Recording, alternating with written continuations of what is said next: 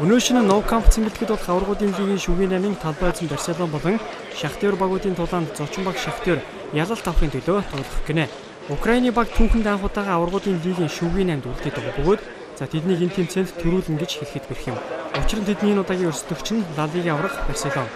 Барсагийн хувьд лигтээ хийсэн сүүлийн 28 тоглолтод ялагдлал гэчийг амсаагүй байна. Бөмбөг эзэмшилт бол тэдний гол зэвсгүүдийн нэг. Тэдний энэ ур чадвар талбай дээр ямар ч цаг мөчид ямар ч зүйлийг бүтээх боломжтой. Энэ л өнөө цагийн Барселона хэмээх багийн нэрийн утас. Үр дүнд нь тэд ямар амжилт үзүүлж байгаа нь олонний нүдэн дээр байна шүү дээ. Шахтер Европын тавцанд хийсэн сүүлийн 5 тоглолтод дараалан ялалт байгуулад байгаа.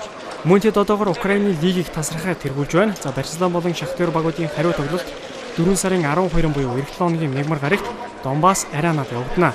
Талбай эзэд Донбасс аренада 2 жил орчим хугацаанд ялагдаг байгаа.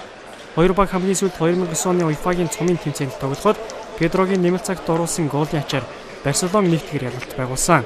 Гэхдээ Шахтер 2008-аас 9 оны улирлын аваргуудын лигт Барсаг талбай дээр нь 3-2-оор ялж байсан. Гэхдээ тэр тоглолтод Барса хэсгээсээ гарах нь ойлгомжтой болоод байсан учраас лидер тамирчдаа нөөсөн байжээ. Миний бодлоор Барселона бол агуу баг. Яг одоогоор дэлхийн хамгийн шилдэг баг. Бид тэднээс арай л доогуур түвшинд байгаа.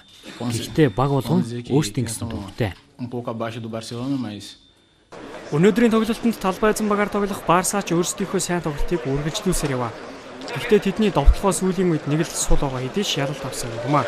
Лионел Месси, Давид Вилла болон Педро гэсэн тэдний довтлогооны их гурвал Ла Лигийн сүүлийн 4 тоглолтод нэг ч голыг оруулсангүй. Аваргуудын лигийн шүгээн 8-ийн эхний тоглолт болох Испани Барселона болон Украины Шахтер багуудын тоглолт манай цагаар шөнийн тэг 2 цаг 45 минутаас Барселоны талбай болох 98 мянган гүний судалтай Камп Nou цэнгэлдэхэд явагдана.